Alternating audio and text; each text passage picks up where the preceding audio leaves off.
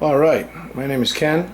It's going to be my first time ever, at least I should say my first time ever on video, making my own dry rub for the smoker that my son bought me for Father's Day. So I've actually used it twice. I made brisket. When using the brisket, I learned a pretty valuable lesson. Actually, there's a lot of useful information on the internet. You should use that useful information that's on the internet.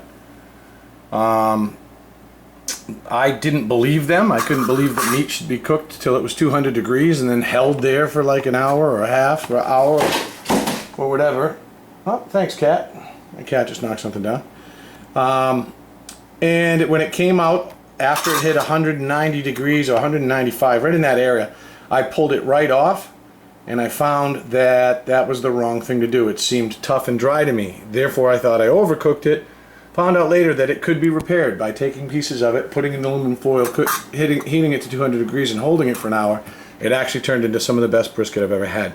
I've also made ribs. They were amazing, easy.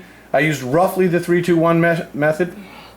And by 3-2-1 method, I mean that 3 hours of smoke, I dry rubbed them, put them in with 3 hours of smoke at around 250, roughly, wrapped them up in aluminum foil for around 2 hours, roughly, and then took them out of the aluminum foil, put the barbecue sauce, or the mop, it was a Carolina vinegar sauce that I made myself on, for roughly 1 hour. Those were some of the best ribs I've ever had.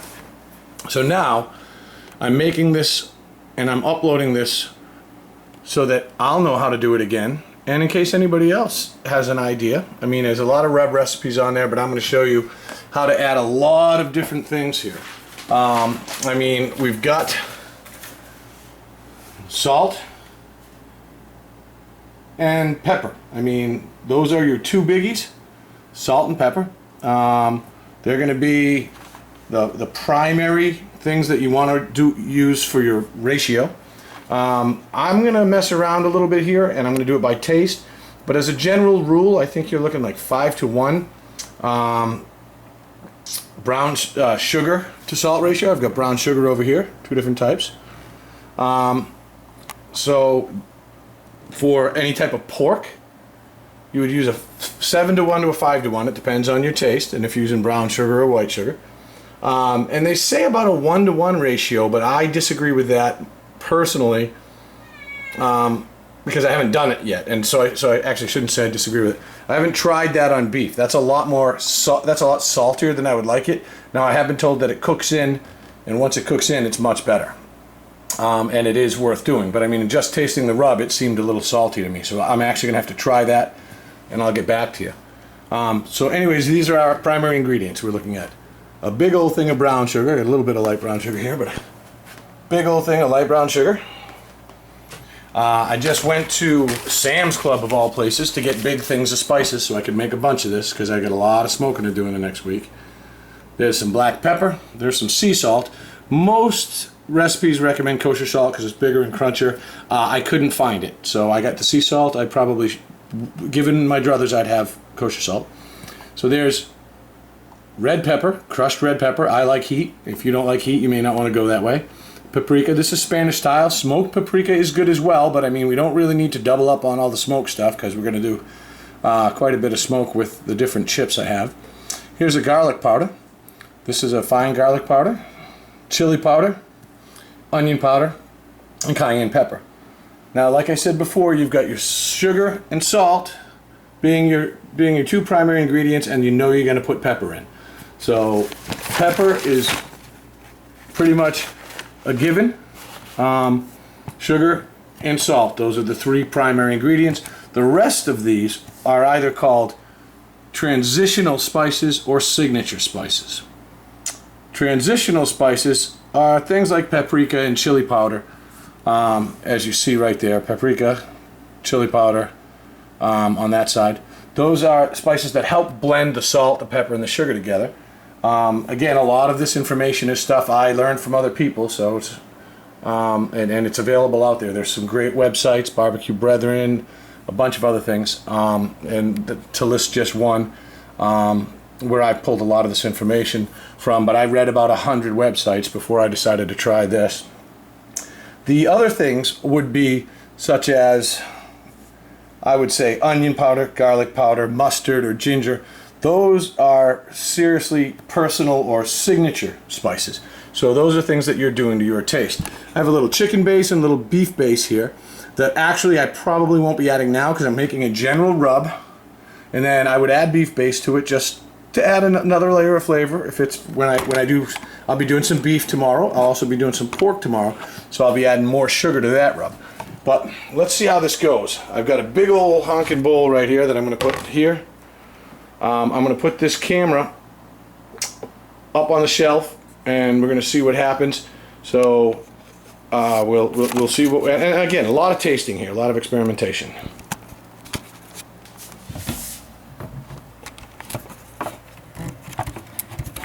Alrighty, that looks like it's got a decent view, relatively. Alright, so let's get started. I usually don't measure stuff, so I'm only measuring this so we can keep some type of ratio for what works for me here. And maybe you, at a later date, can use it as a reference. And honestly, mostly so I don't forget what I did if I really like it. So we're going to start out with sugar. This is light brown sugar. I'm going to dump all that's in here because I'm going to save this in a bag. Got a lot of smoking to do tomorrow. Maybe I'll get to record some of that. So there's a cup. Now, and again, these ratios are things you're going to have to mess with. There's 2 cups. Now I'm doing some beef tomorrow. So, but I'm mostly going to be doing pork. So I'm going to keep my sugar thing going. And then I can always add salt to the beef rub. Here we've got the sea salt. Yeah, watch, these are all brand new, so they're all going to be closed. No, pardon me while I go through this great nightmare of taking these thermally welded, sonically welded covers off. Alright, so now that was 2 cups of brown sugar. Now this is, I'm going to make a pork base because I figure I can cut this by just adding more salt to it for the beef base. So this is going to be a pretty solid, just make the pork base, pork base here, because you can add salt. So I'm going to go, now this is actually, this would be 4-to-1. And that may be too salty for me, to tell you the truth. We'll find out. But, so I'm going 4-to-1 brown sugar to salt right now. Now, that's a pretty good ratio. On all of the other spices, I should probably be going a 4-to-1 again. Okay, which means I'm going to take a 1/4 cup of all these other spices and throw it in there, and then I'm going to taste it. Now, just so you know, there's more to this for me. I also, I have a big old bottle of honey, and I have quite a bit of mustard over there. There's, and actually I should have shown you that. Well, just, not that you need to know. But here, over here I've got set up a whole lot of ketchup, a whole lot of mustard. That's the balsamic thing, don't worry about that. Some olive oil, some maple syrup, some honey. Big thing of honey. Now, honey and mustard can be used, oh, you gotta turn this around so I can see what I'm doing. Honey and mustard can be used on the meat itself. I like to cover the meat in mustard, you know, pat it out, when you pull it out of the cryovac, if you're doing ribs or brisket, pat it down good and dry, smear it with a bunch of yellow mustard, and then put your rub on the yellow mustard. That helps create a pretty nice crust, adds some good flavor. If you're doing pork, you can do the same thing with honey. Remember, honey will burn, so I would use it at the 1 stage after you do the mop sauce. So I would smoke it, put it in the aluminum foil, and actually it wouldn't burn it while it was in the aluminum foil, so you could put it on then for the, you know, the 3-2-1 method. So you could put it on then as well, and then take it out and put your mop sauce over it. You get a nice sweet honey rib there. I'm going to use this and kind of mix this stuff up a little bit. So, alright, back to not being confusing, because like I said, this is mostly, as I get older and lose my mind, I don't want to forget this stuff either. Or as I get older and continue losing my mind. So that was pretty basic. Now we're going to take a quarter cup and go down the line. Okay. Now this is black pepper. Once again, we're going to have to go through the process of opening all these. I apologize. I should have done this beforehand, but we're running now, and I don't know enough about editing to do a retake. So, all right, black pepper. We're going to go quarter cup of black pepper. That sounds like a lot of black pepper. It is. I mean, if you can get fresh cracked black pepper, it is always going to be superior. It is always going to be a better part of your meal. It is always going to be add more flavor, more crunch, just like having the kosher salt versus the sea salt. Okay, those two are both moved over to there. Again, I like spice, so we're going to keep going with some signature spices here. Although this is a pepper, for me it's a signature spice. I'm going to go about 1/8 of a cup. No, I'm not. Let's try 1/8 of a cup and see what it looks like in there. Yeah, that's probably enough because we're going to have chili powder too. We don't want to kill anybody. So that's 1/8 of a cup of crushed red pepper. Paprika. This is Spanish style again. I love a good smoked paprika, but we're going to have so much smoke with the different woods that I use. I like to mix it up a little bit. I use applewood. I had a cherry tree in my yard which I cut down. I cannot tell a lie. I cut that hummer down. All right, so about 1/8 of a cup of paprika. I think I'm going light on the paprika. I'm gonna say maybe I should have went a quarter cup on the paprika because that's it's a subtle flavor, you know, and it's a good signature flavor for my stuff. Garlic powder. Once again, this is good crushed fine garlic powder. I'm putting all these back over here.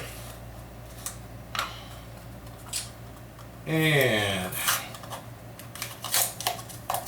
alrighty, garlic powder. I love garlic powder. I'm going 1/8 of a cup. Like I said, the only reason I really backed off of I should have thought of that. Oh, if I was a vampire, I would be done. See that cloud of the permeable miasma of garlic powder pouring through the air and slowly stifling my vampire tendencies. All right, cool. So that's about 1/8 of a cup of garlic powder. Again, give or take. You're going to adjust this to taste once you're done. I'm actually just going down the line and adding all of these things that, to me, add different layers of flavor. I want to get a taste of this. Make sure I'm not making taco seasoning here. Okay, chili powder. Not really chili pepper. It's chili powder.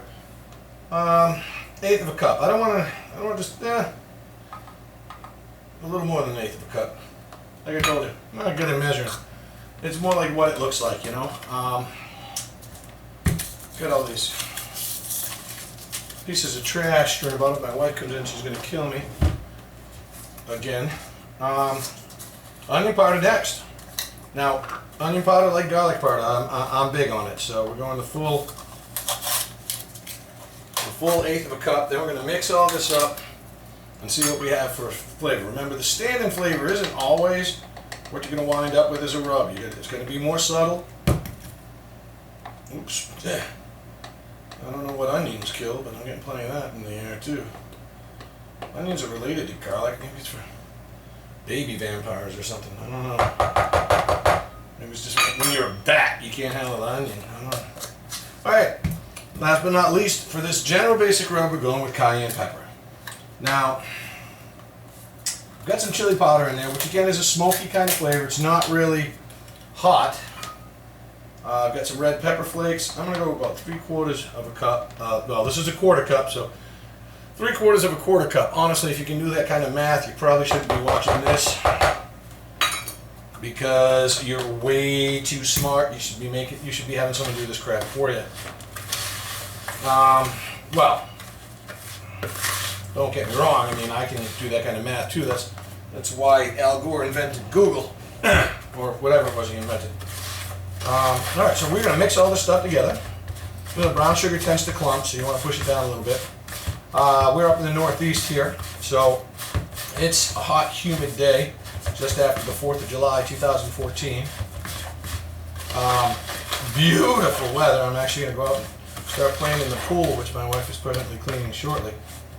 But I don't want to forget this. Oh, pepper. It's coming. I'm going to be sneezing, I know it. Whew. Alright, so this is kind of mixed together. Now I'm just making a big old bag of rub for some. Yeah, I know that's nasty, but whatever.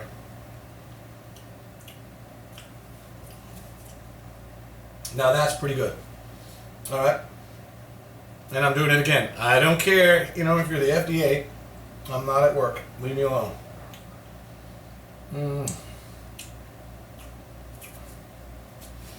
See, now that's salty. Not too sweet. It'll definitely go good. So tomorrow I'm doing a pork roast, center cut pork roast. I'm doing a beef roast. I forget what kind of beef roast, but it's just a little beef roast, about 2.5 pounds.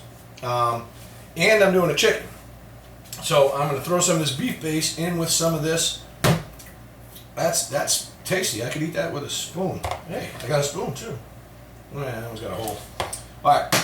So I'm going to add some of this chicken base to it. Put it on the chicken. I'm going to add some of this beef base to it. Put it on the beef. Probably add a tad more sugar for the pork.